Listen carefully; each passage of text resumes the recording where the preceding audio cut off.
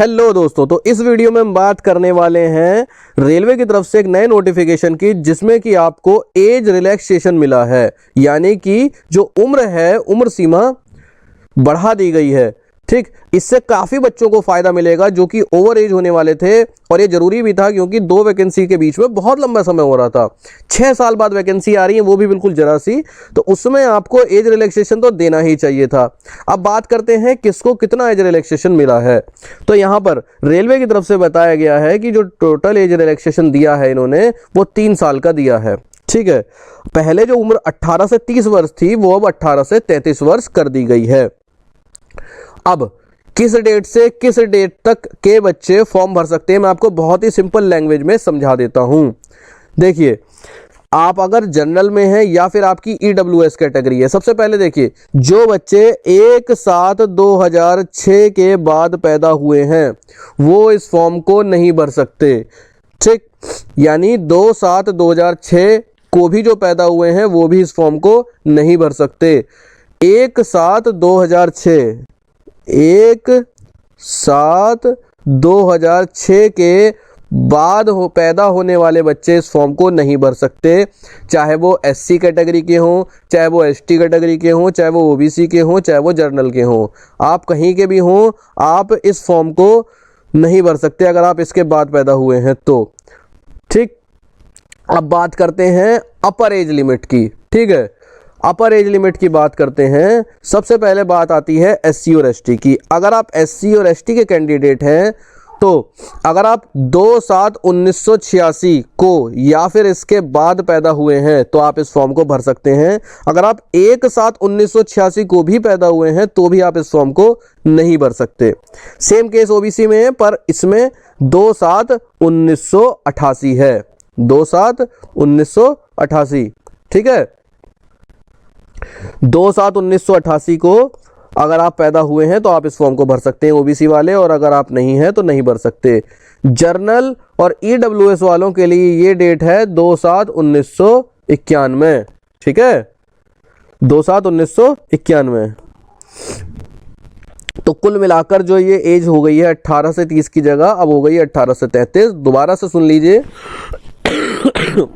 1/7/2006 के बाद जो भी बच्चा पैदा हुआ, चाहे वो किसी भी कैटेगरी का, वो तो इस फॉर्म को भर ही नहीं सकता। अगर आप एससी एसटी वाले हैं तो अपर एज लिमिट है आपके लिए 86, यानी 2/7/86 के 2/7 को या फिर 2/7/1986 के बाद को पैदा होने वाले आप एससी एसटी कैंडिडेट भर सकते हैं। अगर आप ओबीसी के हों तो 2/7/1988 से लेकर बाद में पैदा होने वाले बच्चे इसको भर सकते हैं। और अगर आप जनरल और ईडब्ल्यूएस वाले हैं तो 2/7/1991। ठीक है, 1991 for general and EWS, 1988 for OBC और 1986 for SC and ST category. ठीक है, अब बहुत से बच्चे को कंफ्यूजन आएगा, वो ये कंफ्यूजन आएगा कि भाई साहब, जैसे मान लो उनको पहले से किसी चीज का एज रिलैक्सेशन मिल रहा हो, और एक एज रिलैक्सेशन ये हो गया आपका। ठीक है, एक एज रिलैक्सेशन पहले से मिल रहा था और एक एज रिलैक्सेशन ये मिल गया जो अब मिला है। अब वो कहेंगे, जैसे मान लीजिए पहला वाला जो एज रिलैक्सेशन था उनका, वो 4 साल का था। ये लिखा हुआ है ना कि जो कैंडिडेट्स एलिजिबल है एक या एक से ज्यादा एज रिलैक्सेशन के, उसको वो एज रिलैक्सेशन मिलेगा जो दोनों में से ज्यादा का होगा। ये नहीं जैसे किसी को पहले से 4 साल का एज रिलैक्सेशन मिल रहा था और 3 साल का एज रिलैक्सेशन अब रेलवे ने दे दिया, तो उसको क्या 7 साल का एज रिलैक्सेशन मिलेगा? नहीं, उसको इन दोनों में से जोन सा ज्यादा एज रिलैक्सेशन होगा वो मिलेगा। अगर आपको पहले से ही 3 वर्ष से ज्यादा का एज रिलैक्सेशन मिल रहा था तो आपको सिर्फ वही एज रिलैक्सेशन मिलेगा। अगर आपको पहले से कुछ कम एज रिलैक्सेशन मिल रहा था, 3 वर्ष से कम वाला, क्योंकि अब रेलवे ने तो 3 साल का एज रिलैक्सेशन दिया है, तो आपको टोटल एज रिलैक्सेशन 3 साल वाला मिलेगा। यानी दोनों एज रिलैक्सेशन में से जो ज्यादा वाला रिलैक्सेशन है आपको वो मिलेगा। ठीक है, कुल मिला के इसका टोटल नहीं होगा। यही इन्होंने साफ साफ बात कही है कि कुछ बच्चे ऐसे होंगे जिनको पहले से भी एज रिलैक्सेशन मिल रहा था, तो उनको वो एज रिलैक्सेशन दिया जाएगा जो दोनों में से ज्यादा वाला हो। अब कुछ बातें एक्स्ट्रा आती हैं। जो भी एससी एसटी ओबीसी के कैंडिडेट्स हैं जिन्होंने मतलब बहुत से ऐसे बच्चे होंगे जिनके कास्ट सर्टिफिकेट में कुछ गड़बड़ आ जाएगी, या कास्ट सर्टिफिकेट बने हुए नहीं है, या कास्ट सर्टिफिकेट के नंबर गलत हैं, या कास्ट सर्टिफिकेट डाला ही नहीं है।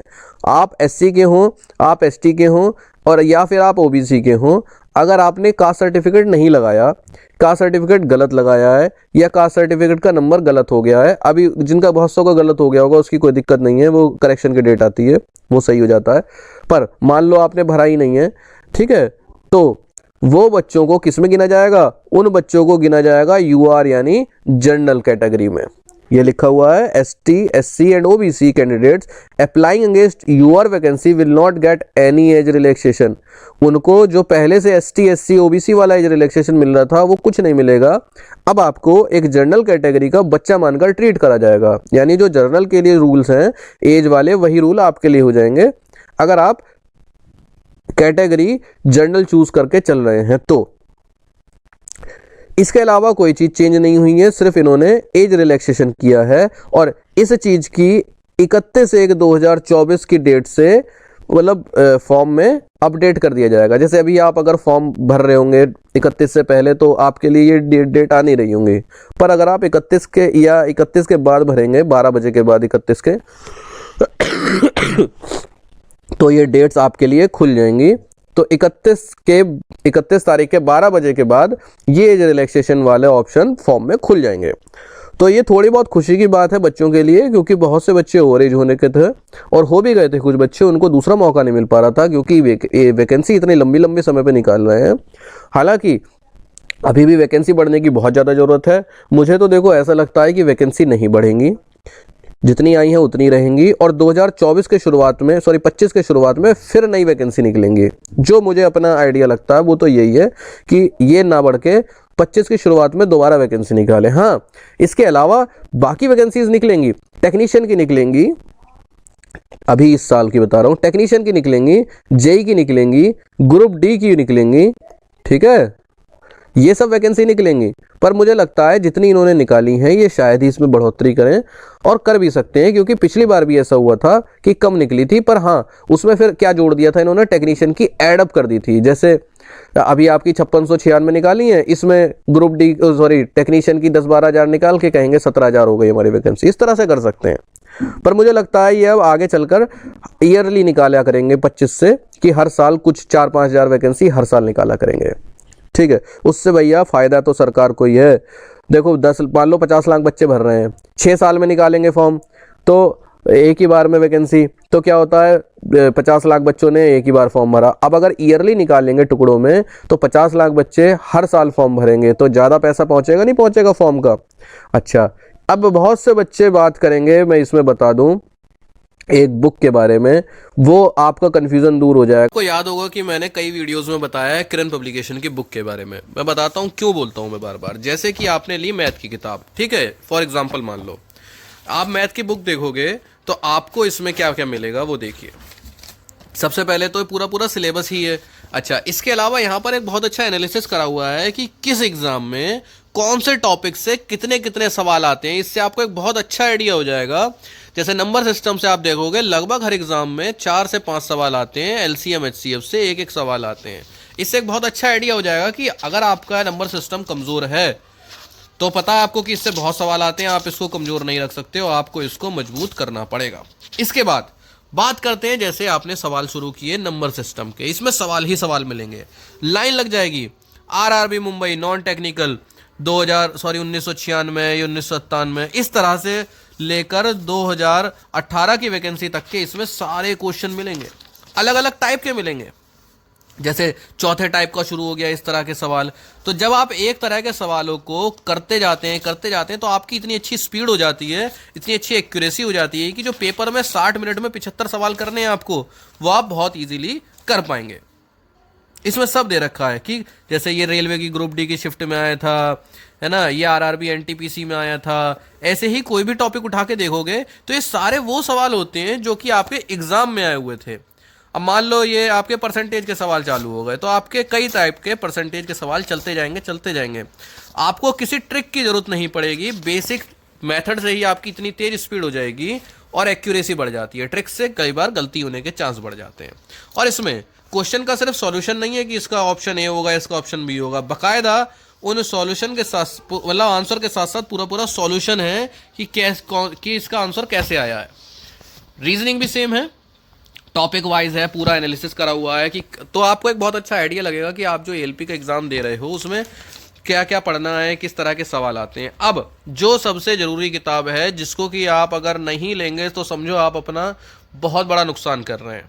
ठीक है, मैं तो यही कहता हूँ कि लोग 10-10 लाख 20-20 लाख रुपए रिश्वत दे के नौकरी लगाने को तैयार रहते हैं, पर नौकरी लगाने के लिए पढ़ने के लिए किताब खरीदने में कंजूसी दिखाते हैं।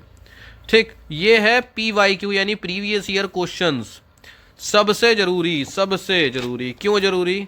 भैया आपने पढ़ाई तो कर ली, आपको पता ही नहीं पेपर कैसे आता है, आपको पता ही नहीं कि आपके नंबर कितने बैठेंगे, क्या फ़ायदा है पढ़ाई का। जैसे ये है 10/8/2018 की दूसरी शिफ्ट का एक पेपर, इसमें आपके वो पूरा क्वेश्चन पेपर छाप दिया है 75 सवालों का। अब जब आप इसको घर पे बैठेंगे 60 मिनट के अंदर इन 75 सवालों को लगाएंगे, उसके बाद इस आंसर की से मैच करेंगे, फिर आप देखेंगे कि आप 60 मिनट में कितने सवाल कर पा रहे हैं, कितने मार्क्स आ पा रहे हैं, क्या आप कट ऑफ क्लियर करने के आसपास हैं या आपको और मेहनत की जरूरत है, मैथ में ज़्यादा समय कमा रहे हैं या रीजनिंग में ज़्यादा समय कमा रहे हैं या फिर साइंस में समय कमा रहे हैं। जो आपके आंसर गलत होंगे आप उनका सॉल्यूशन भी देख सकते हैं। तो ये जो प्रीवियस ईयर क्वेश्चन है ये तो भाई साहब आपके लिए रामबाण है इस एग्ज़ाम के लिए, किसी भी एग्ज़ाम के लिए उस एग्ज़ाम के PYQ यानी प्रीवियस ईयर क्वेश्चन रामबाण होते हैं। ठीक है, तो आप इसको कहीं से भी खरीद सकते हैं भाई साहब, जहां से आपको मिले, आपको सिर्फ पढ़ के नंबर लेने हैं और आपको नौकरी लेनी है, बात खत्म। डिस्क्रिप्शन में लिंक भी दिए, चाहो तो वहां से ले लो, वरना भैया आपकी मर्जी कहीं से ले लो।